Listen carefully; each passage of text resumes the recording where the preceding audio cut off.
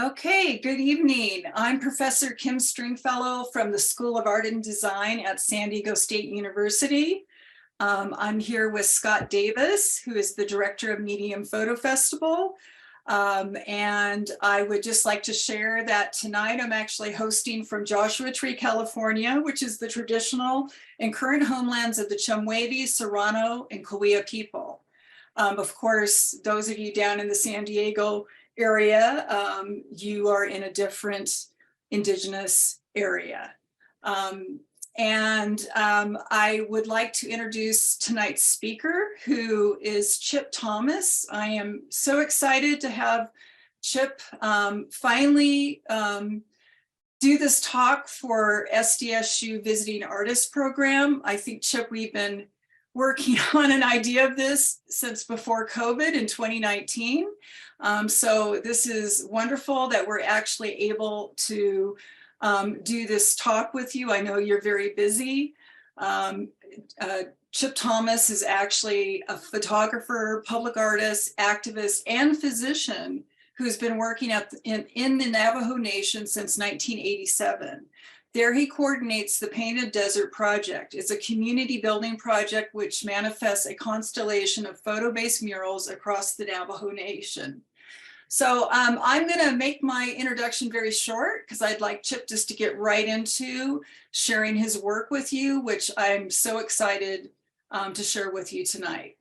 So let's welcome Chip Thomas.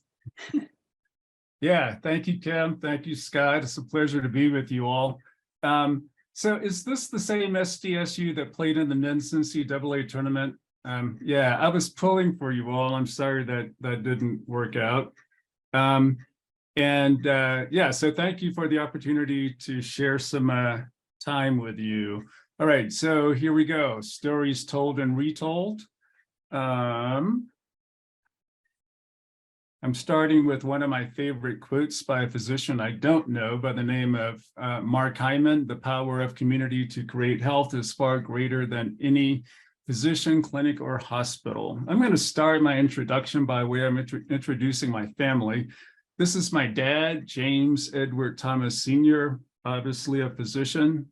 He was from Wilmington, North Carolina. This is my mother, Dorothy Connor Thomas. She was a school teacher, originally from Gastonia, the central part of North Carolina called the Piedmont. I was born and raised in Raleigh. This is my grandmother, Rosebud Connor, whom I knew as Granny. And I have one child. This is my son, Jamal. His mom is Danae. Jamal was a powwow dancer. This is him when he was 12. He's now 26. So one of the things I'm going to talk about during this talk is just the journey I took to do the work that I'm doing now. A question that I'm frequently asked is, when I started doing this in 2009, I was 52 at the time, and people would ask me, how is it that a Black physician on the Navajo Nation at age 52 started doing street art? So I'm going to share with you some of the influences that got me to this point. So this is my dad with his mom, Florence Williams, and my mother. We're at the North Carolina coast. As a kid, I used to love going down to the ocean to visit my paternal grandmother.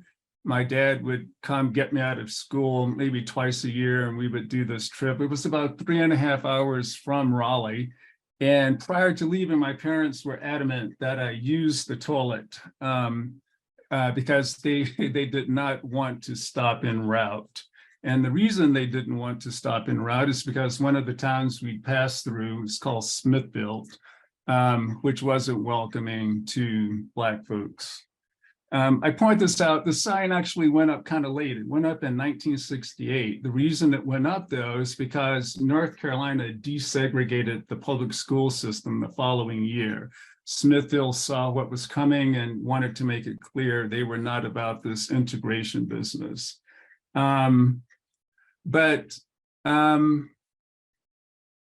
fascinating thing happened in 1969. From the first 6 years of my education, I attended a community neighborhood school. It was maybe a 200-yard walk from my house. It was an all-black school. With the desegregation that was happening, there was a lot of violence with the busing happening. Once students got to the schools where they were bused, there were fights occurring. My parents didn't want me in that environment. So a fortuitous thing happened. The summer of 1969, I had an opportunity to go to an alternative Quaker school. Well, it started actually with Camp Silo, which is a Quaker camp up in the mountains of North Carolina. And across a field from the camp was the Arthur Morgan School, which was home to about 24 boarding students from across the country. And so that's where I was for grades 7, 8, and 9.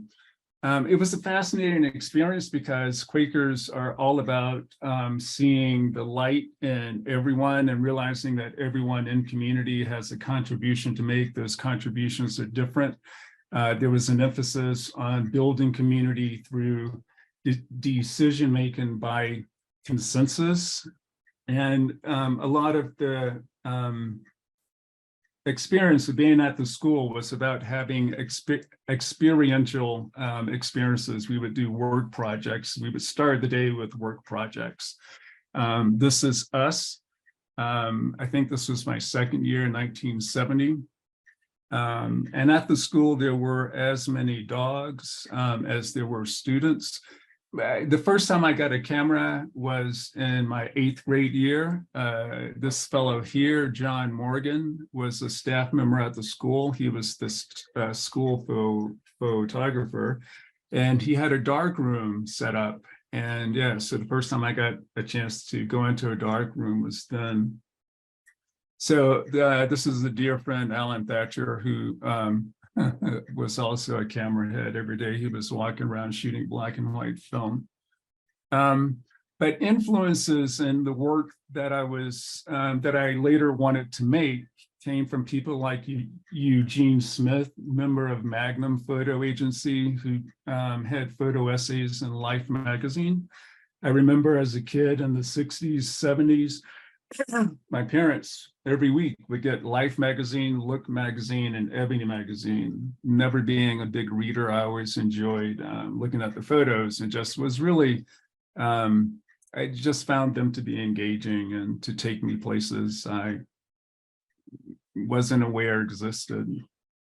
This is more imagery by Eugene Smith.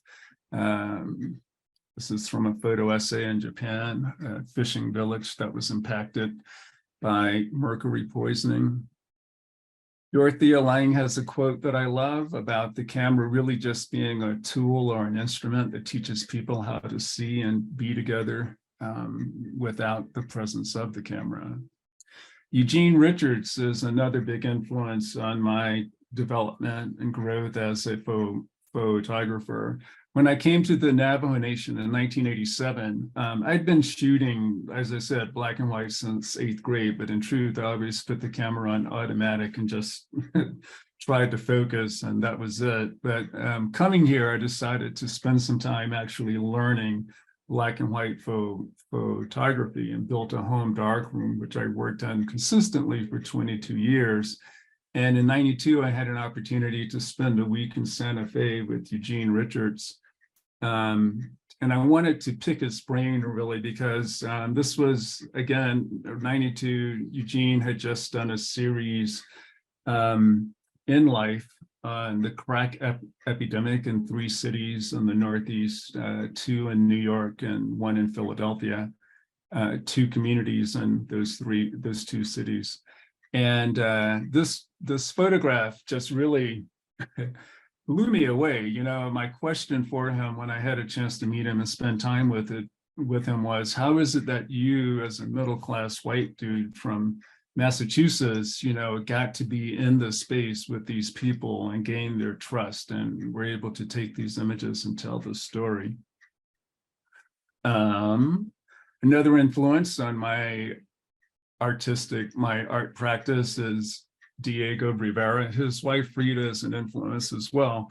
But the thing I love about Diego, you know, is his public murals that celebrate the every person, and he's places them in places where the every person can get a positive feedback and seeing themselves being celebrated.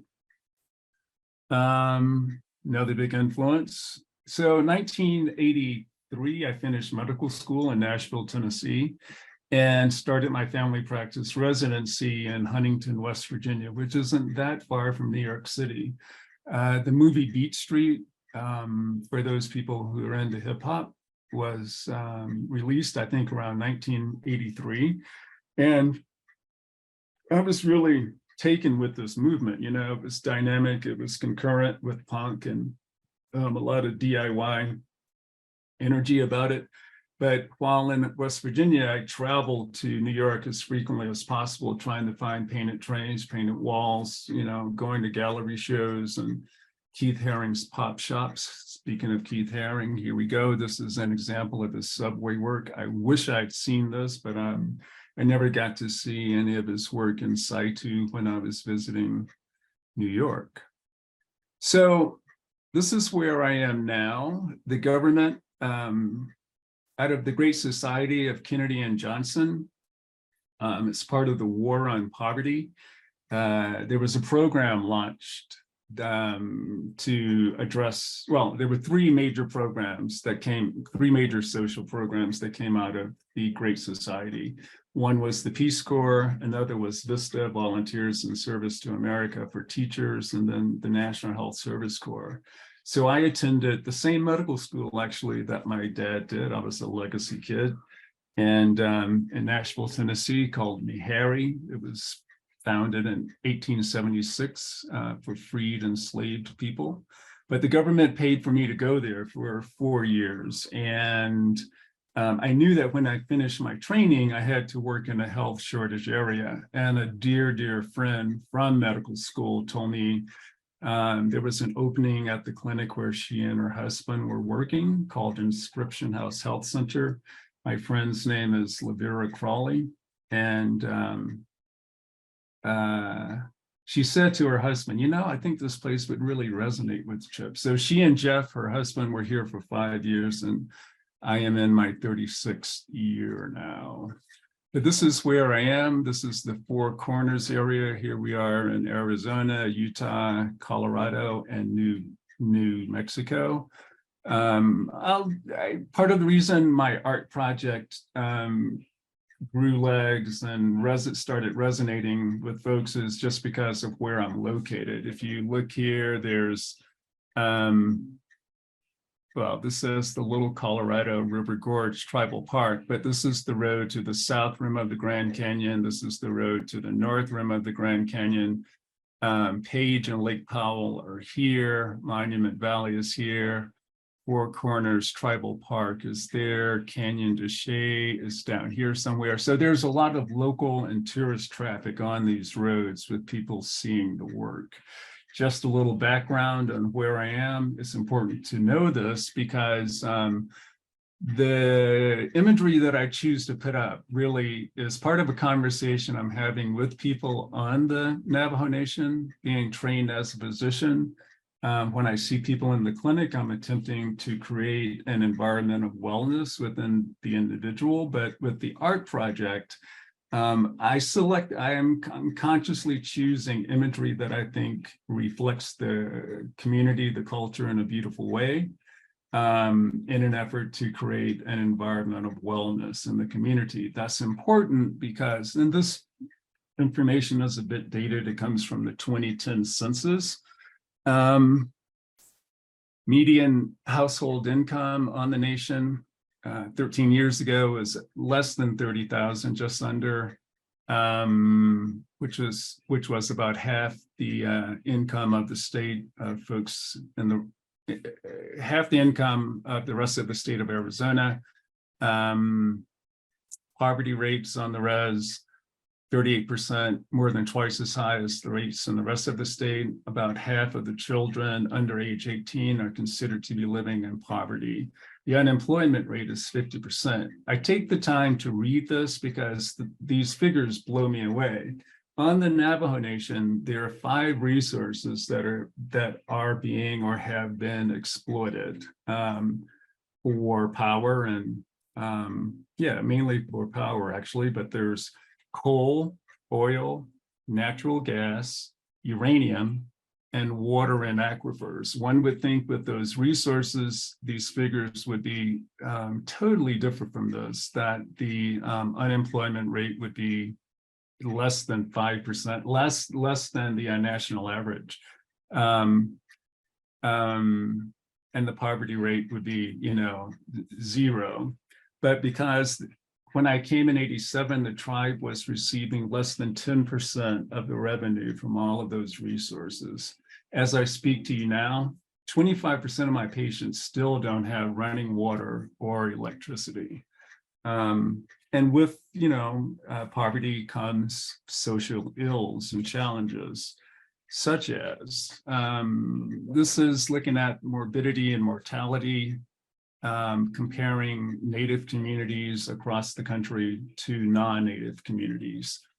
Native communities have higher rates of accidents, diabetes, roughly 1 in 10 white adults over 45 have adult onset diabetes, roughly 1 in 6, 7 or 6 people who are Latino have adult onset diabetes, roughly 1 in 5 African Americans, but 1 in 3 to 1 in 4 Native people have adult onset diabetes, which can lead to all sorts of complications.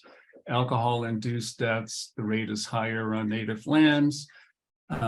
Concurrent with that, liver disease, but the one that I want to look at here is intentional self-harm, suicide. The rate of suicide in Native communities, actually for teens, is roughly twice the national average. So again, there's an intentional effort on my part to find imagery in this public art project that reflects back to the people the beauty that they've shared with me over the past 36 years. I'm just going to run through real quickly some of my gelatin silver prints that I developed in my home darkroom. When I first came, I still do, but when I first came, I really made a concerted effort to go out into the community and just appreciate people's reality. This is Monument Valley in the background. This couple actually isn't Native, but yeah.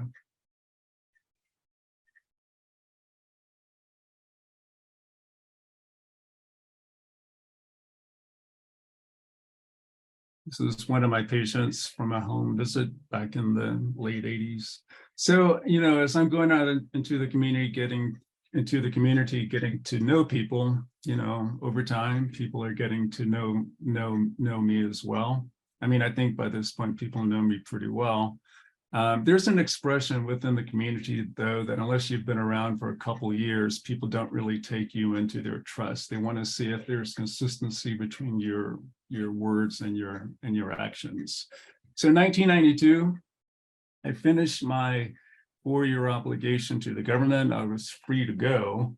But a fascinating thing happened. I was actually interested in taking a year off to do, I was thinking I would take maybe 3 to 6 months off to do a cycle tour in East Africa. I wanted to go to Kenya, experience Mount Kilimanjaro, and I even had books in my house at the time on cycle touring in East Africa, but I got a call. Well, so this photograph was instrumental in what happened next. This photograph actually appeared in the Patagonia catalog, the spring of 1992. A lot of my friends in Flagstaff are river guides on the Colorado. They work for commercial companies.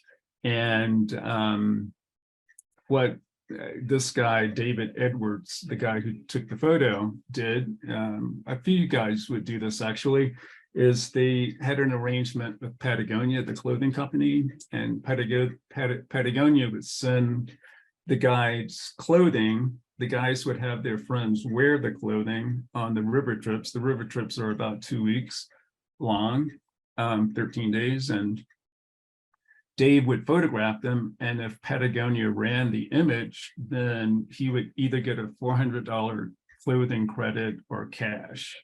And this was in, again, 1992. But as a result of this photograph appearing, Dave received a call from this guy named Dan Buettner. I don't know if you know that name, but Dan is presently doing a project called the Blue Zones, looking at the places, the 7 places in the world where people live the longest. He's trying to find what variables are consistent between those 7 communities.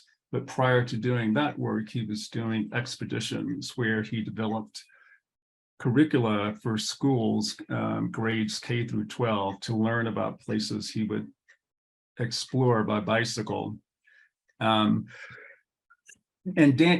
Dan called Dave and said, "Hey, I see this photograph in Patagonia of this Black guy who's a doctor, and I'm trying to find a Black doctor for my next expedition, which will go from the northernmost point on the African continent, 12,000 miles to the bottom."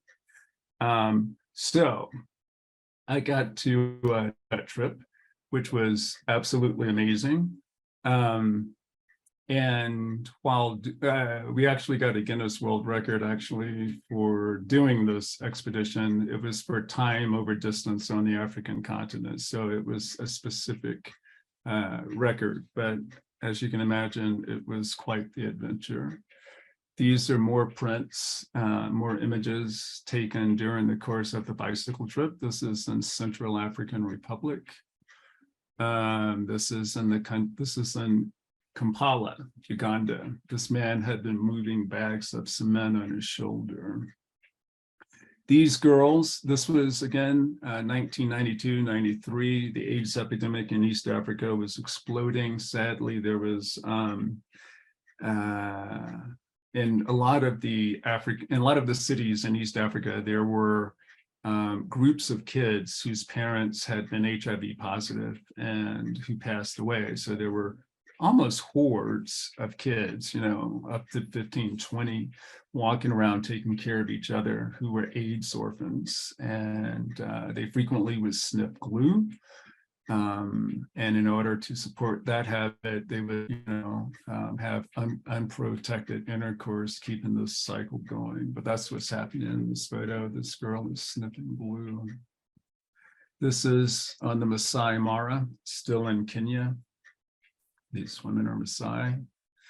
This kid is named Preston. Preston was about 12 at the time in the country of Malawi. And he carved that canoe and would use it to paddle over to the island in the background. And he would take people over for a small fee where you could snorkel. And he made those glasses as well. So the name of this photo is Handmade Glasses, Handmade Canoe. I shot it in 1993. And a friend of mine in Flagstaff was studying jewelry making at the time, but he was a hardcore cyclist. He belonged to a cycling team, mountain bike team called Team Mutant. And he really liked this photo and said he would like to do a barter where he would make for me a personalized pair of glasses frames in exchange for this photo. And I thought, wow, that's an incredible deal. So I got to design those frames. These are those frames. They have titanium bike spokes. It's going to be a little hard for you to see what's happening here, but yeah, so I got that as a result of that barter. So we actually finished the trip in South Africa in August of 93. It was it was still during apartheid. It was in April of the following year, 94, that Nelson Mandela was elected president. But this photograph is taken in Johannesburg, and it's titled "The Problem with South Africa." This was in, at the time it was Zaire, now it's known as the Democratic Republic of the Congo. The imagery references King Leopold of Belgium in the late 1800s plundering what he called the Congo Free State for both ivory and later rubber. And he would cut people's hands off if they didn't meet the quota. All right, storytelling 101. Whenever I'm taking photographs, attempting to do my own photo essays like the folks I was influenced by in Life magazine, I would have I have to ask myself these questions: whose story is being told and who is my audience? I try to do my work in such a way that there's consent, of the people being photographed, but I also want to present the work in a way that doesn't feel appropriative. 1995, shortly after I got these frames, I was invited to join a family of three, a traditional Navajo family of three, on their annual migration of sheep and goats over 5 days from the winter camp to the summer camp. So this next series of images comes from that migration of sheep and goats. This is Minnie. Minnie was 75, she was 72 at the time, and she and I walked the distance of about 35 miles over the 5 days. She's taking ash out of the stove of the winter hogan here.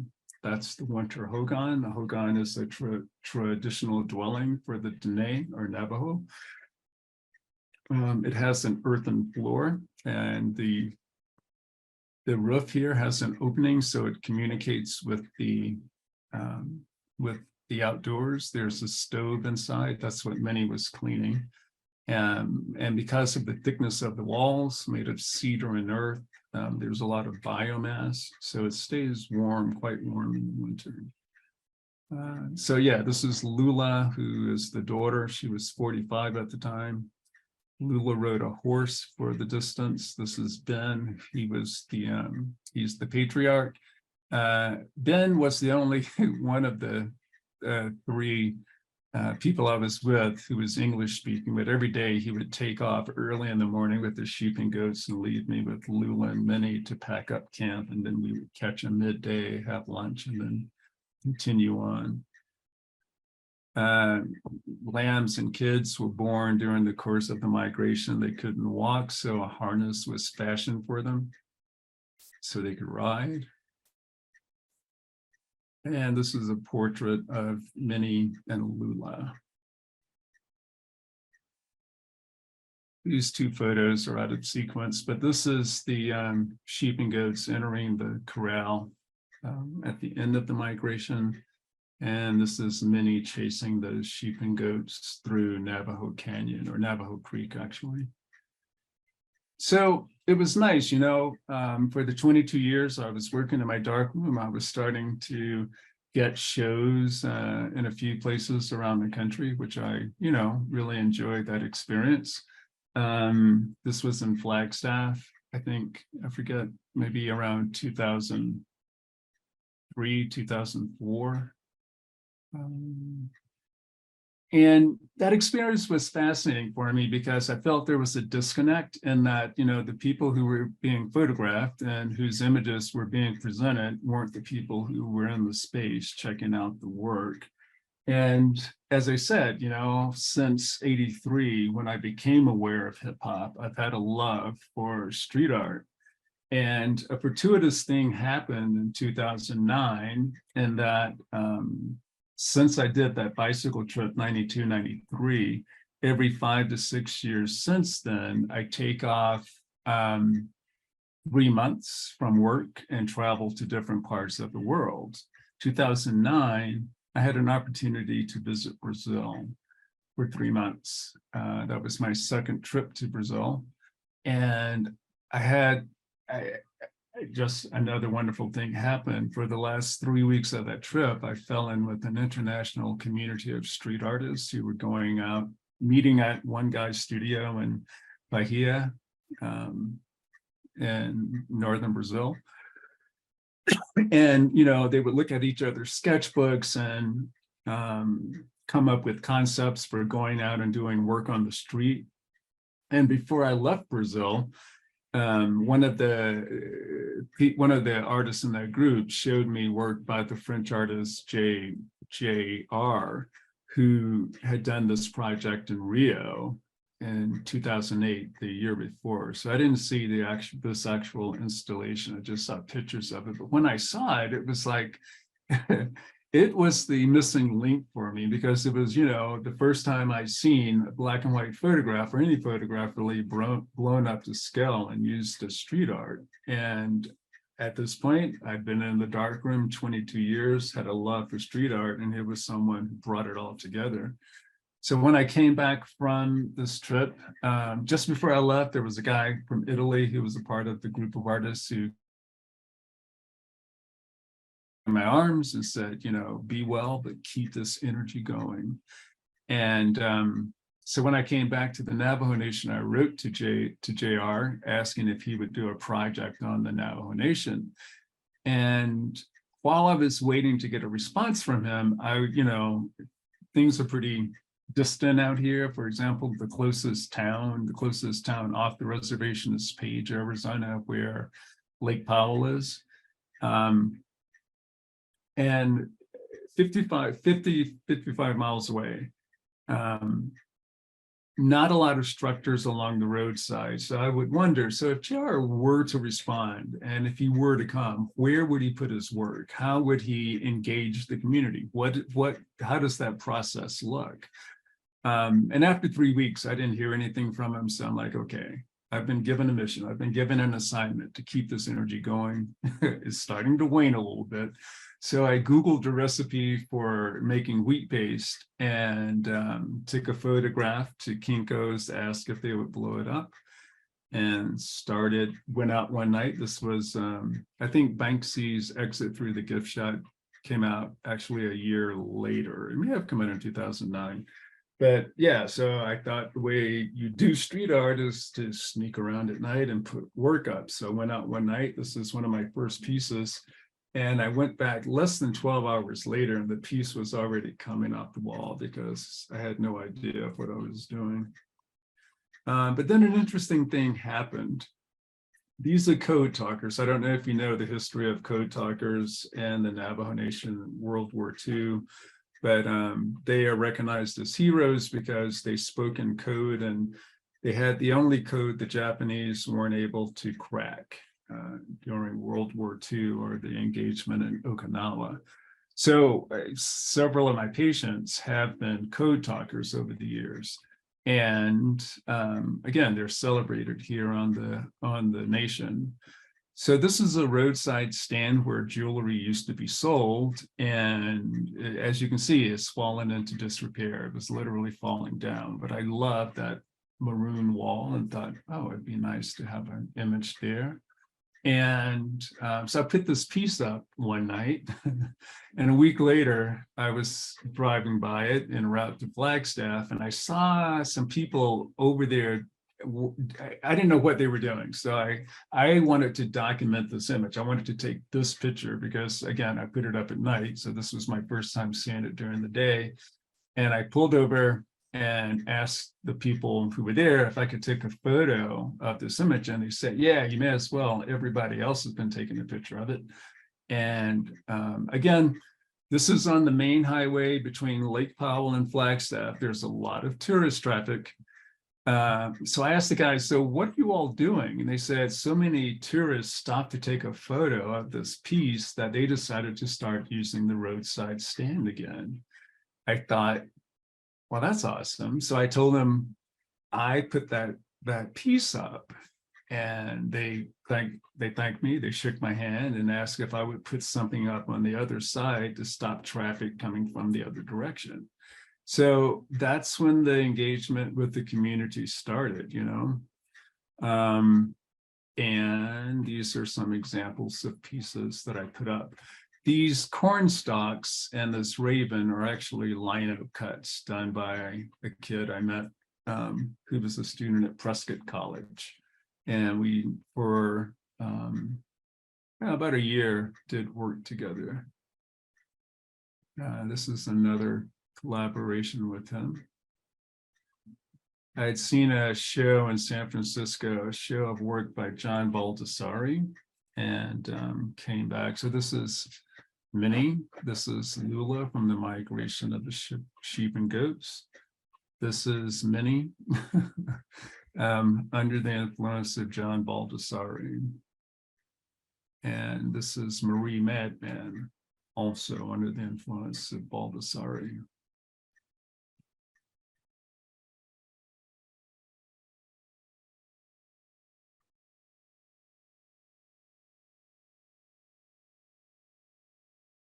So as I said, as you can see, there's not a lot of structures along the roadside. So I just started taking advantage of whatever I could.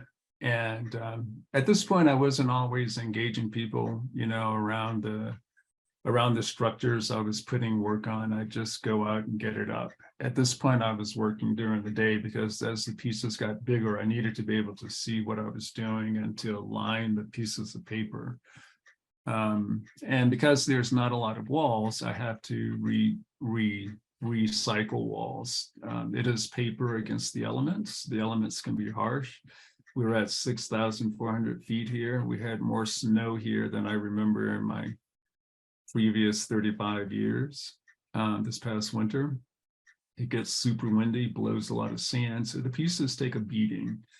And that varies depending on which way the wall is facing. So pieces on the north side tend to last longer than, say, the south or west side. West side.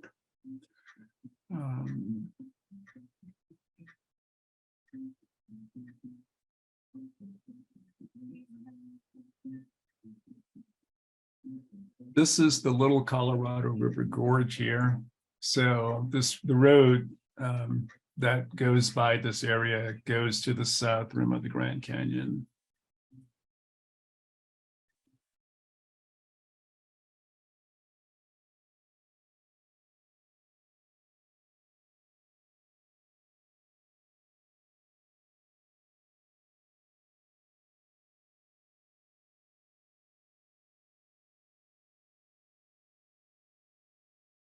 So the little girl who you saw on the water tank is named JC Morningstar. And I started photographing JC when she was 6 months old. This is JC with one of her puppies, one of her dogs. When she was about, I don't know, 5 years old, maybe. JC's now about 13. But this piece ended up going up at Fort Lewis College in Durango, Colorado. This is in Reno, Nevada, by Circus.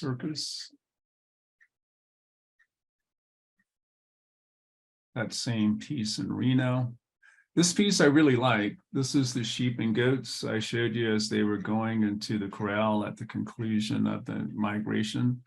And this wall is so tricky because, as you look at this image, it seems like, yeah, that's cool. That's a flat wall, but it was not a flat wall. It goes on about 5 feet or so, 4 or 5 feet.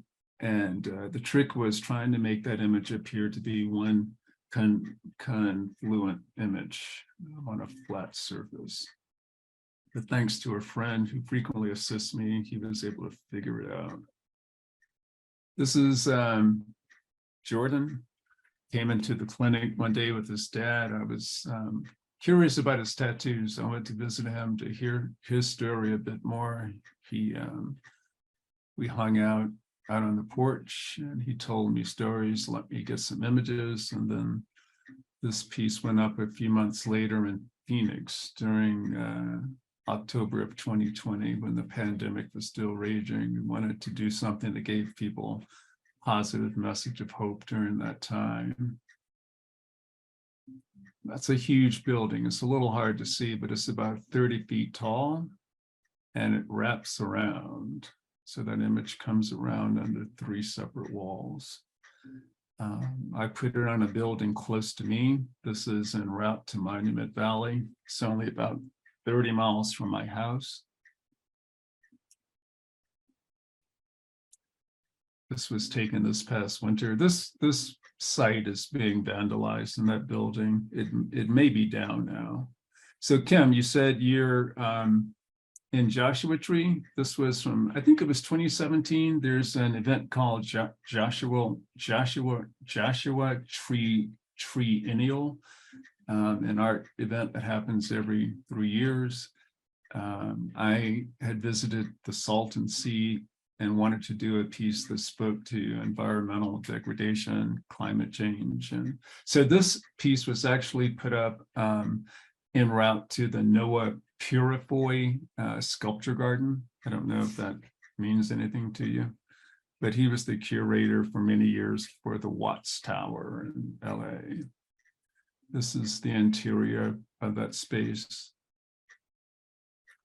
Joshua Tree. Someone sent me a photo just maybe a month ago. Apparently there were some really big winds in Joshua Tree, and this building pancaked. It just it flattened. Yeah, this is the interior. This is the first time I did a print on fabric, which was fascinating. I knew I'd be able to see through the fabric, but I didn't know how mesmerized I was going to be seeing the fabric move. This is from the opening, images from COVID. That's JC once again with 2 of her rabbits. And this is an installation that went up just last September. It deals with water issues on the Colorado Plateau, which is a timely topic, as you all know, in California, since you all have senior water rights to the Colorado River, as do the tribes here in Arizona. And the government is now looking at restricting water flow to the 7 states and tribes that are receiving water from the Colorado. But this was a collaboration I did with a guy who was a dentist here when I first came. He made solar powered amplifiers and made 12-minute loops of a 12-minute loop of water sounds. So the sound is running 24 hours a day at this site. And as you go around the corner over here, there's another installation that also speaks of water. And I put a QR code here that takes people to a site where they can learn more about water issues on the Colorado Plateau. I'm going to skip that since, Kim, I think you told me we only have 45 minutes. So if my math is right, I have another 3 to talk, and then we're doing a Q&A. Chip, you can continue when you feel like you're finished. That's fine. All right. Yeah. Well, I mean, yeah, I won't go into all the stories, but I don't know if you can see what's happening here. This is the Navajo generating station.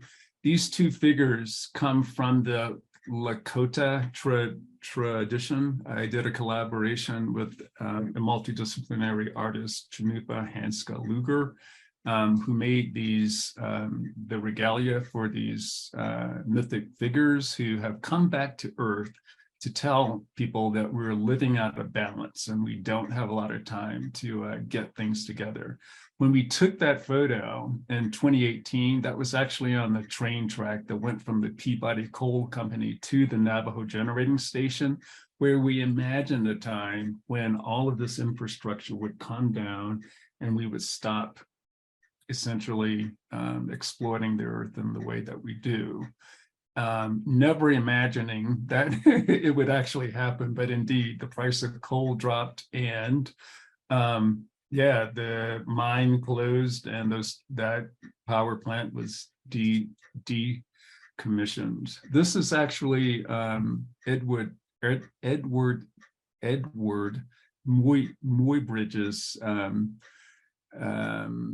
stop motion video from, I think it was 1888. He shot this to he did it originally with the horse, as you know, to demonstrate that all 4 hooves come off the ground when the horse is galloping, but he also did it with the bison, which I really like. This was in Oakland, 2017. This photograph was taken by a dear friend by the name of Dan Butnick, who was a stringer for Magnum. He accompanied Dr. King for many years during the Civil Rights Movement, marched from Selma to Montgomery. But after he left there, the South, he came to Northern Arizona because he heard about this land dispute happening between the Navajo and Hopi. And this image, which, it's unfortunate you can't see the entire thing because I had to truncate the people in order to get what I thought were the most dynamic parts of the image on this wall. Another huge wall, about 30 feet by maybe 80 feet. you get a sense of scale with this man taking cans to a recycling center. But yeah, so these are Dene folks who are protesting against being relocated by the government because the Peabody Coal Company wanted to get at coal deposits on the land where they live, which was the nature of this land dispute. But I was on the res getting a piece up, this piece behind me, this piece. And this guy said, hey, you don't know me, but you just put a piece up in Oakland a year or so ago, and there's a picture of a kid being thrown up, being tossed into the air. Well, that kid is me. So that's one of the beautiful things, you know. I was saying, like, when I'm in the gallery space, I'm isolated from the people whom I photographed, and there's part of the conversation missing. But when I'm in the field, a couple things happen. You know, people will come share stories and give me feedback on the work. And but there's an interesting power dynamic, because when I see folks in the clinic, you know, the power dynamic has me on top. People come wanting something from me. And but when I'm in the field working, especially at the beginning when people didn't know me or what I was doing and why, I was no longer on that pedestal in a position of power. And it was just a nice equalizer, you know, to have to explain what I was doing and why. So one group of patients I came to know quite well and still see are older men who were also the heroes of World War II, along with the code talkers. These were men who helped develop what was called the Arsenal for Democracy. Uranium mining on the nation started in around 1942, and it went through the Cold War and stopped when the price of uranium dropped in the mid-80s. When that happened, there are over 500 mine sites where uranium was being mined on the Navajo Nation.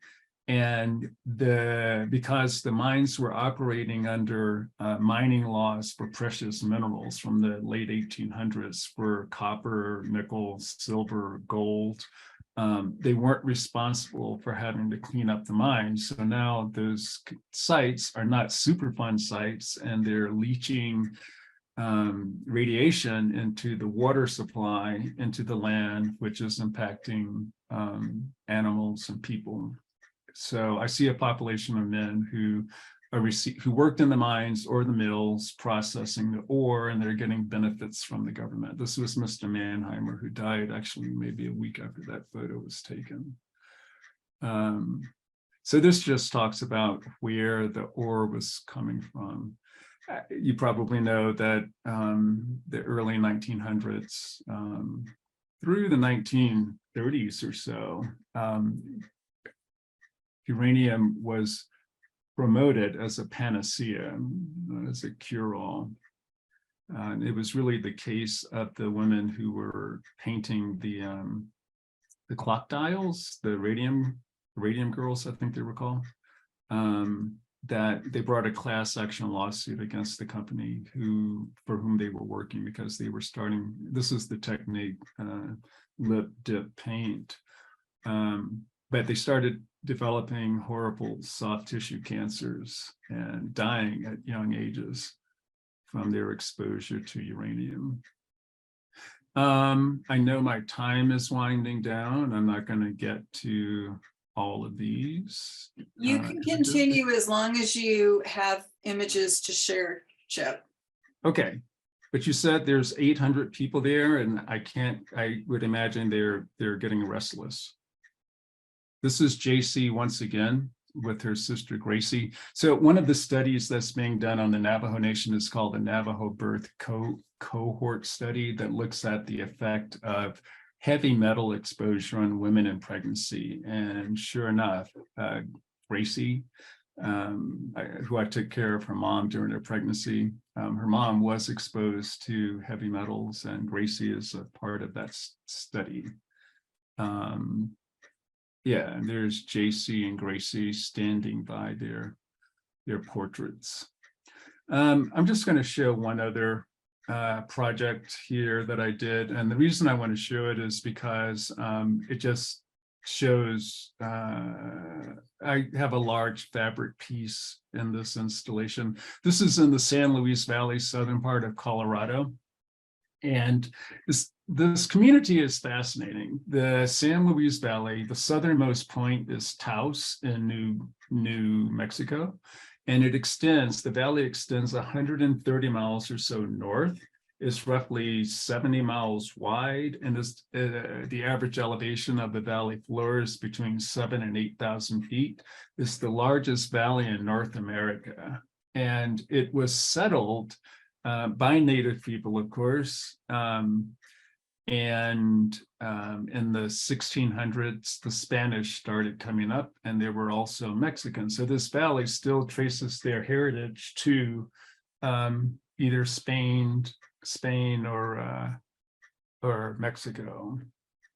But in the Depression, 1935, FDR, one of his programs in the New Deal was to build one-room schoolhouses in a lot of communities across the country. So there was a one-room schoolhouse built here. This is it. It was functional from 1935 to 1959.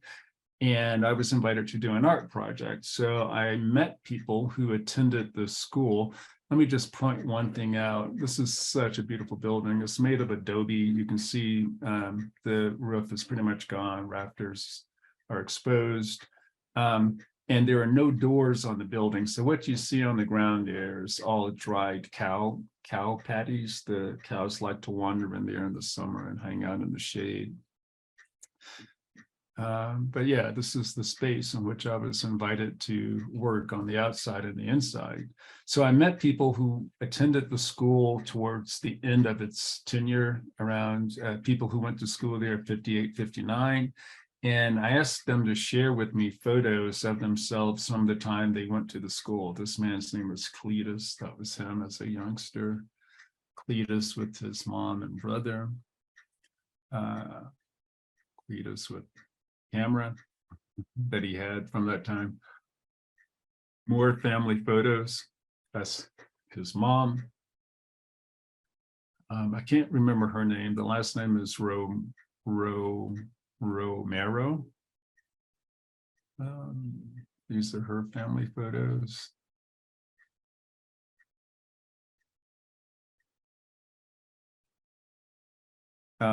These are some of the drinks that were available about the time folks were going to school at that one-room schoolhouse. Someone said they remembered going to the school with the Flintstones lunchbox, but I checked it. The Flintstones didn't come out as a cartoon, I think, until like 61. But we were able to find that lunchbox. So this is Walter looking at a family photo. The installations that I did there's Walter still looking at the photo. There's Cletus over here, his brother. Close up of Cletus. One of the things I really liked was I kept the shadow in and it goes around the corner there. So there's some trick of the eye, trompe l'oeil. If anyone is French speaking, please excuse what I just tried to say.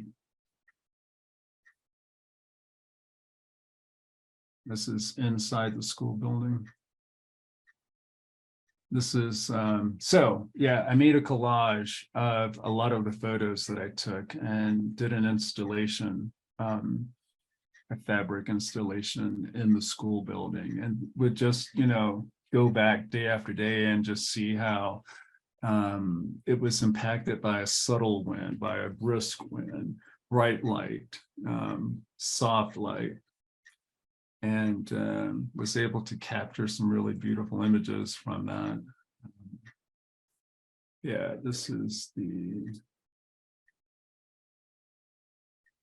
get the sense of this piece gently breathing, but the fabric, just activates the room in, I think, a really beautiful way.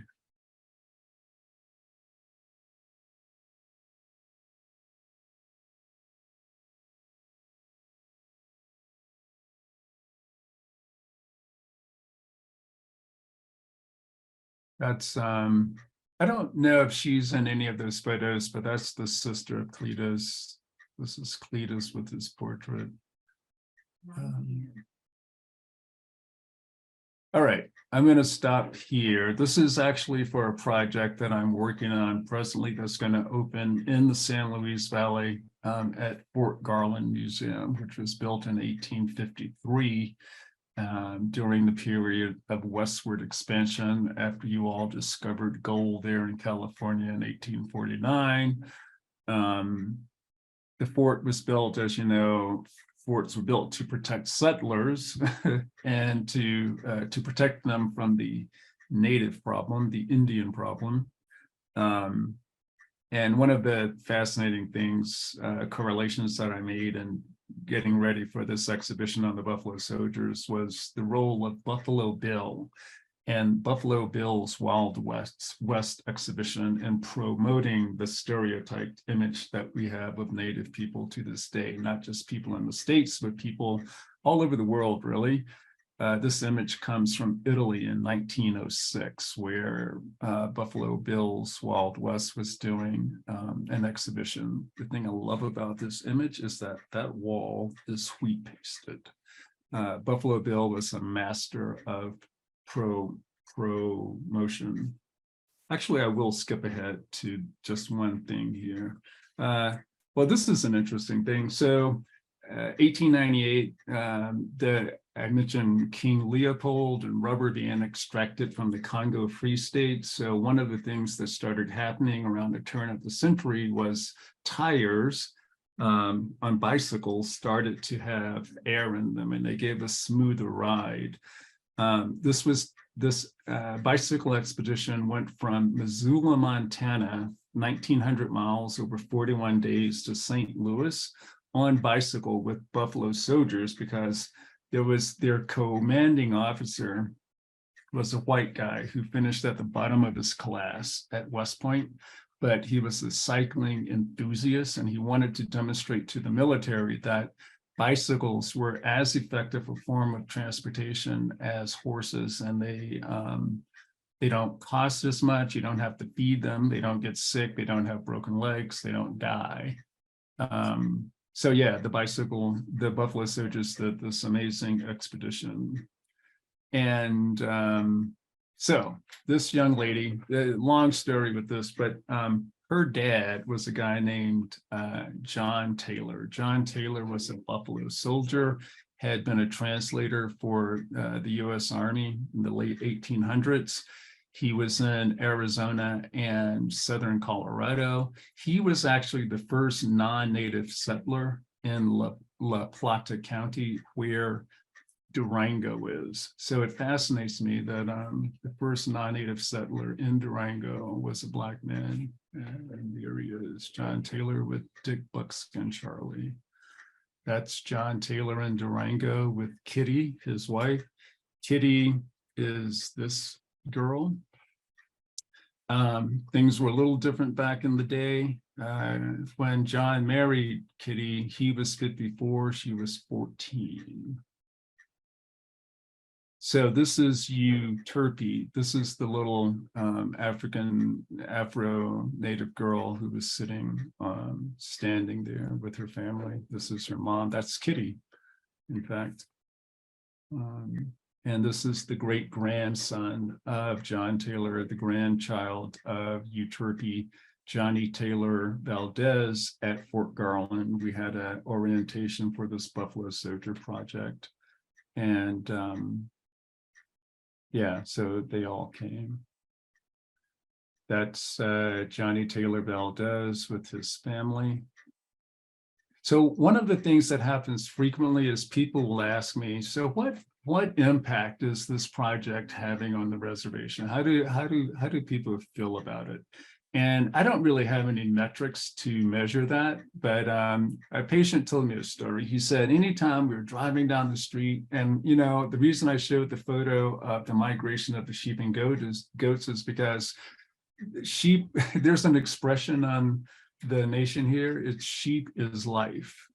People, you know, raise them, butcher them, they will shear them and make beautiful tapestries, rugs from the wool. So this patient said every time we were driving down the road and my grandma looks over and sees a picture of sheep, she gets a big old smile on her face. So that is my metric for success and the impact this project is having on the nation, and that's happy grandmas. I'm going to conclude with that. Chip, that was wonderful. Thank you. Yeah. Really, really nice presentation. And I'm very excited for this new Buffalo Soldiers project and digging into all this history. So I just want to remind people in the Q&A, we do have a few questions I'd like to pull up. And then also, I'm sure, Scott, you have some things that you would like to discuss with Chip as well. I have some things, but I thought maybe we could begin with a question from our audience. And this is from Christopher Glenn. I'll just go ahead and read this. You can also read it in the Q&A. You can pull it up. Your feedback loop in the Navajo Nation has found its way into your ongoing work as an artist. Our culture may view your work as honoring those depicted in the work, as well as promoting well-being. These concepts undoubtedly translate into a Native American's worldview in numerous ways. How have you managed to navigate them? Well, yeah, that's a good question. I referenced that, I mentioned there's an expression within the culture that unless you've been around for 2 years and you are found to walk the talk, people don't take you into their trust. And I think by engaging the community, letting people know what I'm doing and why, and doing this work, I really feel like it's a conversation with the community. I think it's awesome that, as I said, people from all over the world are passing through the res, going to national parks and attractions around the area. People see it, a lot of people like it. But it's really the feedback that matters most to me is from the people on the nation. So it's the reflection really of a long-term, I think, relationship that's built in love, trust, and respect. Okay, we have another question from Brandy, and this is, how did your initial travel experiences in Africa influence your intentions when you returned to the Navajo Nation? That's a good question. I've been trying to parse that out myself, because I know that just being able, to travel and see different things, like the trip to Brazil, touches me. Whenever I travel, regardless of where it is, I always make a point to look at art on the street, art in institutions, just to get ideas, just to see how people are processing the world through the art that is made, and just also to get a sense of what, in different cultures speaks to me, trying to find points of commonality. And I think my travels in Africa and elsewhere have maybe sharpened my visual storytelling technique. Yeah.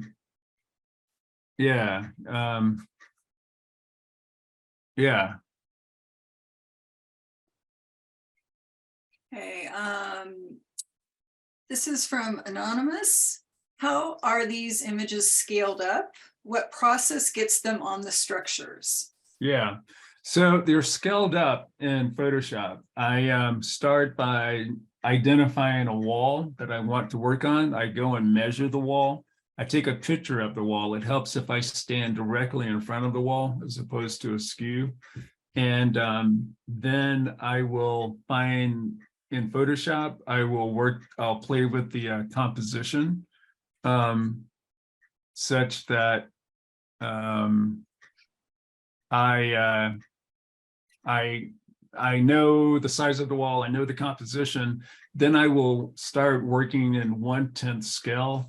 I don't know if you know the process of tiling, but I use a plotter. I started with a toner-based plotter, but called an Ose, found at FedEx or Kinko's. 2015, they got rid of that and went to an inkjet plotter. And so the plotter that I use can print it can print up to 48 inches wide, but because I'm frequently working alone, and let's say I'm working on a tank like this, and I'm at the top of the tank, and so this is the side that I'm on here is actually the north side of the tank, but let's say I'm on the south side of the tank. It's a hot day, it's a metal tank. I'm putting glue on that hot metal tank. And so the process of getting the paper up there is basically the process of wallpapering outside. I go to the top of the ladder, I roll my pieces of paper from the bottom to the top. So I climb the ladder with the roll of paper, start at the top and try to unroll it straight down, having already put glue on the wall. And but so you can actually see the seam here. Where that's coming down. But prior to going to the wall, when I get these prints, they come with like a 1/2-inch border around them. And I have to cut that away. I actually cut a lot of the white out here. I isolated the subject from the background. But on my kitchen floor, on my dining room floor, I'll put these two pieces of paper side by side and put a little yellow mark from one piece of paper to the other, such that when I'm on the wall, I mean, when I'm working on the wall, I'm this close to the piece of paper, and I can't see the detail or the distinction in detail that you can see from a distance. So when I'm on the wall, I'm just looking for that yellow mark to align the paper. And yeah, so it's easier for me to work with a 36-inch piece of paper, especially on a curvilinear structure like this, as opposed to trying to wrap around a 4-foot wide piece of paper. So once it's up, I work the paper into the surface using my hand. I will put a layer of gel medium on top. When I started, I was using wheat paste, but I switched to gel medium for a couple of reasons. The gel medium lasts longer and it really pops the tones. Having worked in my black and white darkroom for 22 years, I'm all about the zone system. So I'm trying to bring that aesthetic to the outdoors. And wheat paste would create a yellow filmy cloud over the paper and obscure the tones. They didn't pop. And so what I also started doing to prolong the life of the pieces was, once everything dried, I'd go back over it with a polyurethane coating. I hope that answered that question. Yeah, thank you. So we have one from Mark Lipkinski. Sorry if I didn't say your name properly. Lipchinsky. I'm curious to know how the closure of the Navajo Power Generating Station affected the community positively and or negatively. Yeah, so the greatest benefit to that happening, that's a great question. Thank you for that, Mark. The greatest benefit of that happening was really to the land, to the earth, but the Navajo and the Hopi economies took a huge hit, because the unemployment rate, as I said at the top, in 2010, when the plant and mine were still open was over 50%. But more importantly, a lot of the operating budgets for both tribes came from both the plant and the mine. So I'm not sure what the source of income is now for both places. I know tourism plays a big factor, but yeah, it's been difficult, it's been even more challenging for families on these nations. Chip, there's a second portion to Mark's question. He asked what was Eugene Richards' response when you asked him how he gained access for the Crack Annie photo. Yeah, I should point here. I can see you all over on the side, so I keep looking over here. Yeah, I intentionally didn't say what his response was, hoping someone would ask. And not everyone does, but thanks for asking that, Mark. It's too bad I can't see you and dialogue with you because I'm curious as to what you think the answer is. But it's basically a time investment, you know. Eugene told me if you continue to, you know, do this work on the nation, he thought I would be able to do an amazing project. I had no idea that it was going to be street art. I'm really happy it is. You know, a lot of things have come together for me, but it's really the time investment.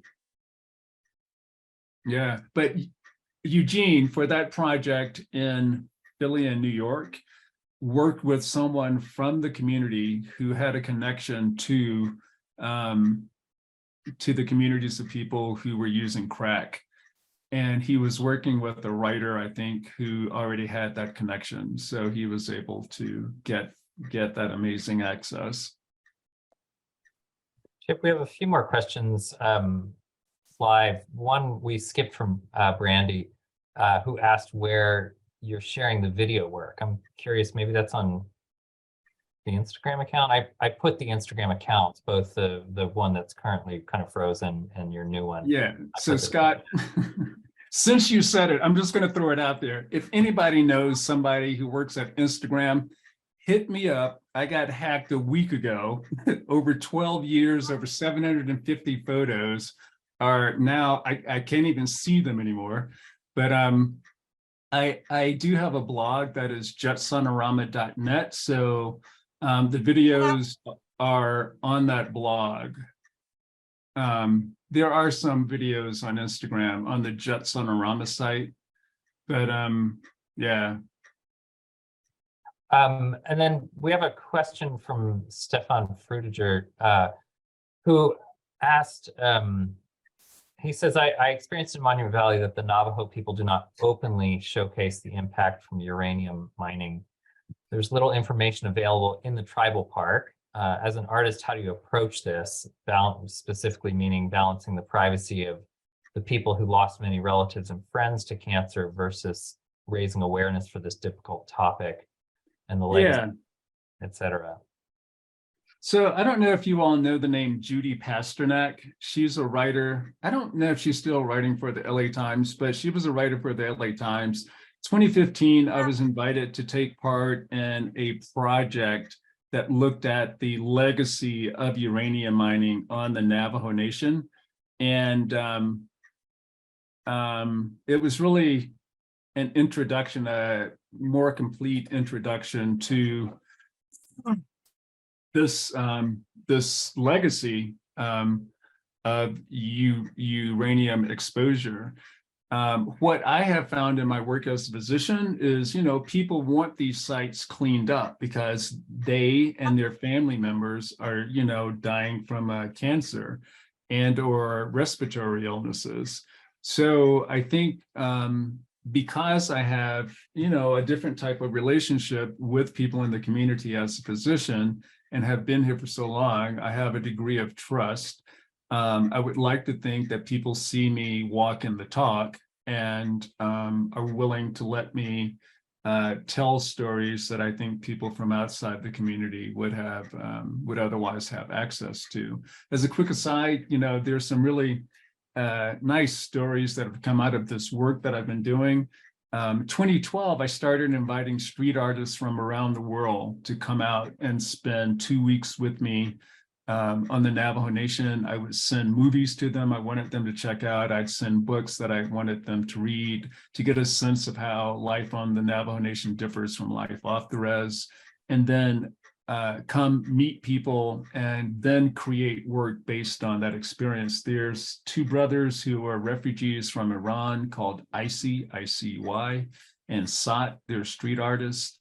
They came out and bombed a billboard on Highway 89, the road between Flagstaff and Lake Powell, Page, southern Colorado, and I mean southern Utah. And got stopped by the police while doing it, but because I was there with them, we were able to buy them some time. They got a piece up that says, stop. It's a piece about cleaning up uranium pollution kills. It's time to clean up the mines or something like that. On nice big yellow billboard. They give it a yellow background. And I'm in touch now with a Navajo woman who lives in Ohio, but who was back on the res visiting her parents, who saw that billboard, knew nothing of this history, and is now a pretty hardcore anti-uranium activist. So if you Google it, there are all sorts of documentaries, books on this subject. But yeah, it's an ongoing issue. I will say that I think it was the Obama administration that actually made a large sum of money available to clean up roughly 10%, so 50 of these 500 abandoned sites. Kim, do you want to take the comment from Swanee and the other question from Rosalie Miller? Sure. So this is from Swanee, Mary Virginia Swanson. Not a question, but a comment. Thank you, Dr. Thomas, for honoring Dan Bugnick's photographic work that preceded your work on the reservation. He deeply appreciated your truth-telling efforts through public art and your collaborative spirit towards him late in his life. Yeah. So yeah, I get a little choked up because Dan and I became good friends. I was at work one day and I got a random call from Dan, really excited. It was in 2015. It was the 50th anniversary of the march from Selma to Montgomery. And he was in the mayor's office in Selma because apparently there are a lot of boarded up shops in Selma, and Dan wanted to have his images from the march wheat pasted on the boarded up shops. And he was pitching this to the mayor. I had no idea he was doing this.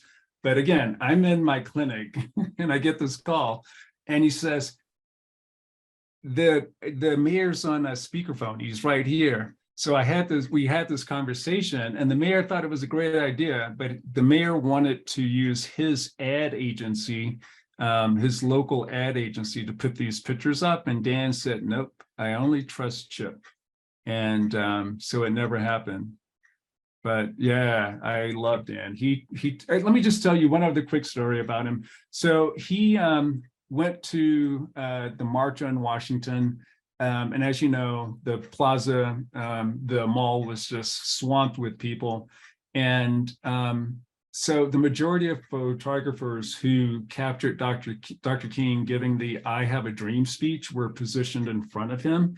Dan wanted to capture him at the end of this instrumental, at this moment in history, and position himself behind Dr. King so he could capture him as he turned from the podium to leave. I'm getting choked up, but one of the stories Dan told was on the stage with him was Mahalia Jackson. And apparently, Martin King had told a story to some of his confidants about this dream that he had of going to the mountaintop. And he was going to conclude his speech at the Lincoln Memorial and not tell that speech. But it was Mahalia Jackson who said to him, Martin, tell him the story. And so Dan took that photo as Dr. King turned to leave the podium. And that's the photo that was on the cover of Time when he was assassinated in '68. So, yeah.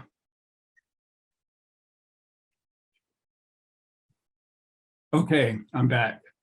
Thank you for sharing that with us, Chip. Yeah, Dan chokes me up. When I first met him, I thought, oh my God, this guy, I was introduced to him by Dave Edwards, the guy who took the photograph for the Patagonia catalog.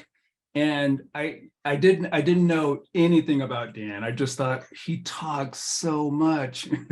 And I hadn't seen any of his work. And then in 2015, I think, or the year before, the anniversary of the march in Flagstaff at a restaurant, there was the most amazing collection of his work from the civil rights period. And it was like, it was mind blowing. So from that point on, I sought him out.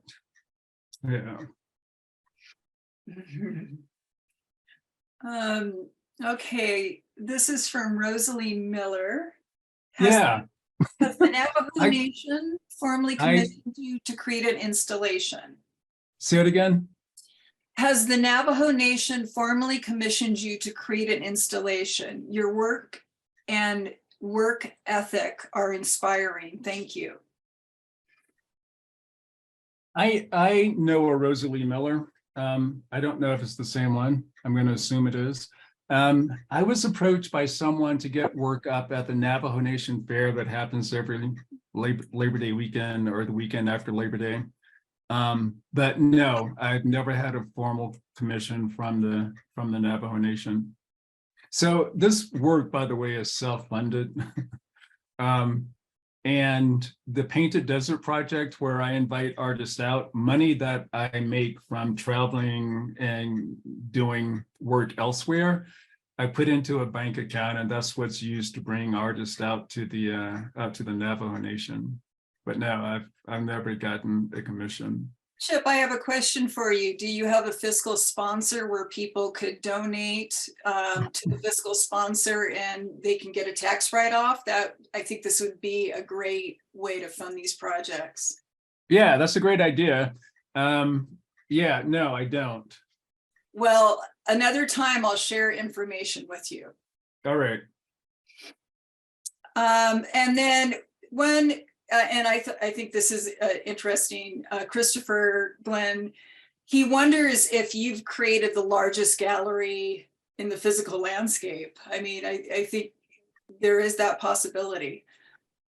Yeah, it's possible. One of the things that I wanted to do was to do kind of a drive-in type thing where rather than sitting in one place and seeing a story, you drive along this amazing landscape and see these images and a story unfolds.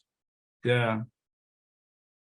I think Kim could collaborate quite nicely with you on that. Yeah, I like that idea. I love to do either car audio tours or hikes and things like that. And this work is perfect for that too. To start, creating that audio element for this. I have a question. I wonder what suggestions you have for our students interested in doing this type of public practice. Well, yeah. So when I started this work, again, it was DIY. It's like the Italian artist said, keep this energy going. So I guess I would start by saying to the students, keep this energy going. And just figure out a way. I mean, my process evolved from a commitment to a community. When I started, I didn't know what social practice was. I don't have an art background. So again, I'm super thankful to have an opportunity to talk with you about art. But yeah, so it's my understanding that social practice is really about an artist embedding themselves in a community. And so one thing I tell people is, if you are new to a community, it helps if you have big ears and a small mouth, and, just be present and give it time and trust the process. But yeah, keep this energy going. Okay. And if anybody knows anyone or knows someone who works at Instagram, hit me up. Chip, I wanted to chime in just with a kind of comment. Just this week, I watched the Agnes Varda film Faces Places with JR. And what a great film. I mean, especially if you just need an escape for, I'm talking to the audience in general, but an escape from the times we're living in, that's a really nice mental getaway. It's really fun and lovely. But you know, I really respect JR's work, and having watched that film coincidentally just this week, I just wanted to comment that, you know, the difference between you and JR is that your photographs are exceptional. JR's Thank you. pictures are meant to serve a purpose, but your photographs and, you know, this commitment that you have to the zone system and just, you know, having the darkroom background and things are really remarkable. And I've felt that looking at all of the pictures tonight. But then the other thing that's remarkable, and this is as good an example as any, the slide that you're stopped on right now, is that your documentation of them is remarkable. I mean, you've shot things right before the sun crests the horizon. I mean, just, you've really nailed it. And that's an important part, obviously, Yeah.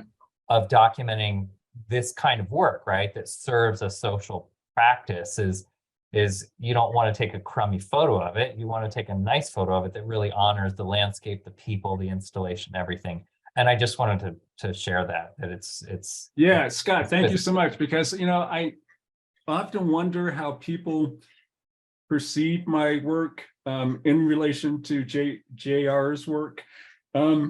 I have heard of people, I know he's aware of the work because people have told me they shared a photo of my work with him thinking it was his. And in 2018, when he was touring with Faces Places, it played at the Telluride Film Festival. Telluride is about 4.5 hours from me. And I have friends who live in the community and who are involved with the film festival. So I went up that weekend, and I had a chance to meet him and shake his hand, look him in the eye, and thank him for changing the course of my life. Because, as I said, you know, he was the missing link for me. Yeah. Yeah, that's wonderful. I think we may have exhausted the questions from the audience.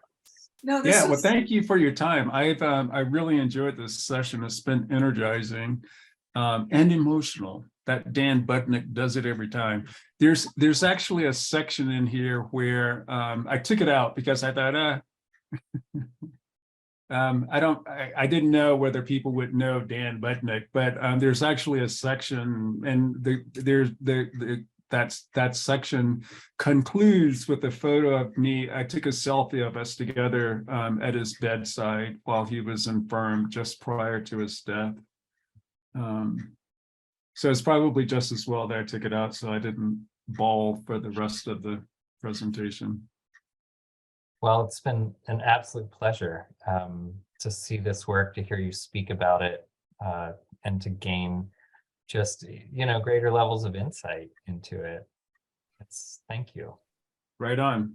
yeah, thank you, Chip. And, you know, I wish we could have had you to campus and also, you know, with us at Medium Photo Festival. But, you know, on the other hand, we have a friend of yours from Seattle who's joined us, people from different, you know, parts of the region. And so I think this worked out wonderfully.